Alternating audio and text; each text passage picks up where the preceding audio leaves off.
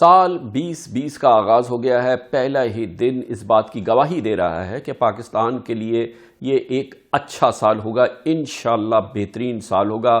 اسی لیے میں پورے یقین کے ساتھ آپ سے یہ تمام ماحول شیئر کر رہا ہوں۔ اطمینان رکھیے، سال 2020 گزشتہ سالوں کے مقابلے میں ہر لحاظ سے ایک بہترین سال ہوگا۔ انشاءاللہ پاکستان میں سیاسی حالات بہتر ہوں گے، اس کی ابتدا ہوگی، اپوزیشن اور گورنمنٹ کے درمیان اختلافات کم ہوں گے، اور آج اس کی پہلے دن سے ہی اس کی ابتدا ہوئی ہے۔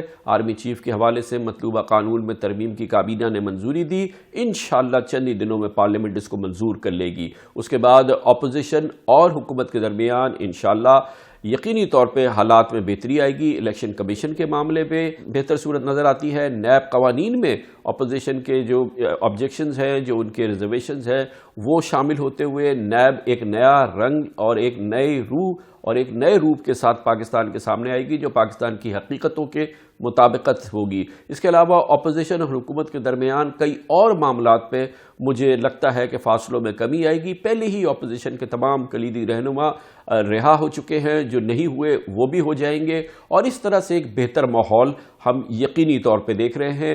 فوج اور حکومت کے درمیان، فوج اور سیاستدانوں کے درمیان اور اداروں کے درمیان بہتری ہوگی۔ عدلیہ اپنا کردار ادا کرتی رہے گی، اور اسی دوران معیشت کے اندر بہتری کی 100% بہترین امیدیں ہمیں نظر آ رہی ہیں۔ اسی وجہ سے آج پاکستان اسٹاک ایکسچینج نے سال 2020 کی ابتدا زبردست ایکٹیویٹی کے ساتھ کی ہے۔ ایک بار پھر انڈیکس میں 650 پوائنٹ سے زیادہ کا اضافہ ہوا ہے۔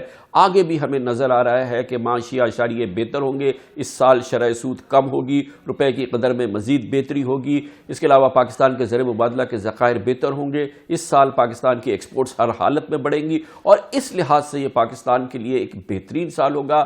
اس سال کی ابتدا اس یقین کے ساتھ کیجئے کہ ہم ایک بہت اچھے مستقبل میں انشاءاللہ داخل ہو رہے ہیں، اور اس کے لیے آپ سب مبارکباد کے مستحق ہیں۔ اور عمران خان ہمت جاری رکھے۔ یقیناً میں ان کو بھی مبارکباد دینا چاہوں گا کہ 2020 انشاءاللہ پاکستان کے لیے بہترین ہوگا۔